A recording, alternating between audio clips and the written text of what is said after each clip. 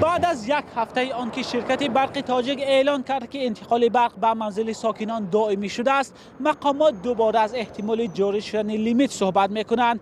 در جلسه کاری که در روز 15 دکمبر در نزد رئیس جمهور امام علی رحمان برگزار شد، به ساکنان هشدار داده شده است که در صورت استفاده اسرافکارانه قوه برق بار دیگر ضرورت جاری کردن محدودیت انتقال آن پیش می آید. از اول ماه نوامبر تا 10 دکمبر ساکنان تاجیکستان از برق شکایت می‌کردند. آن وقت مقامات سبب کمبود برق را دقیق شرح نمی‌دادند و بعضی به تعمیر دستگاه و بعضیشان آن را به کمبود آب ربط می‌دادند. ولی در جلسه روز 15 اکتبر در نزد رئیس جمهور به احتمال کمبود آب اشاره شده است. مسئولین شرکت برق تاجیک هفته گذشته در صحبت با رادیو آزادی گفته بودند ساکنان باید در استفاده برق صرفه‌کار باشند. مثلا اگر هر یک آدم، هر یک مشتری تاجیکستان، مشتری احزاب اهالی من در نظر دارم، کارخانان در یک روز 100 کیلووات 100 وات یک لامپه 100 وات که در راهرو در چین کجا بهوده میسوزند، هر یک آدم مسئولیت بلند حس کند یک لامپه 100 وات را استحصال کند، این برابر اقتدار انرژتیکی میشود که در یک شبانه روز به شهر دوشنبه در کار است. مسئله استفاده برق برای مقامات تاجیکستان جدی شده است و الکی در بعضی منطقه ها به ساکنان دستور دادند که از تجهیزات برقی سر مصرف استفاده نبرند.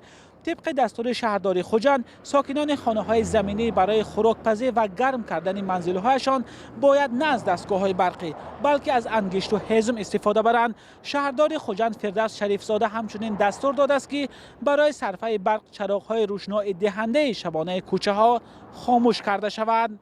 در خبرنامه‌های رسمی از واخوری گروه‌های به گفته مقامات تشویقاتی با ساکنان به ذخیره آب در آبانبارهای تاجیکستان تاکید شده است. هرچند مقامات گفتند که ذخیره آب در آبانبارها برای فصل زمستان کافی است، اما معلوم نیست که چرا حالا دوباره به احتمال کمبود آب اشاره می شود. با وجود آنکه مردم میگویند به حرف مقامات درباره صرفه برق راضی‌اند، ولی در بعضی حالت‌ها انتخاب ندارند و مجبورند که برای گرم کردن خانه‌ها از برق استفاده برند.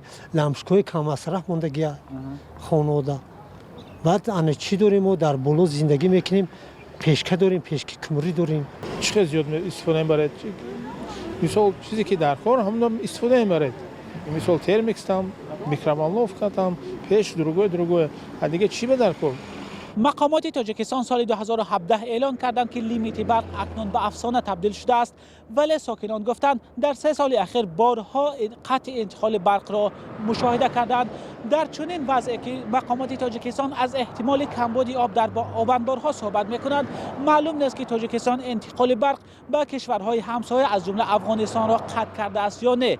طبق اطلاع رسمی، تاجیکستان در ماه اکتبر به خارجه به مبلغ $2 میلیون برق فروخته است.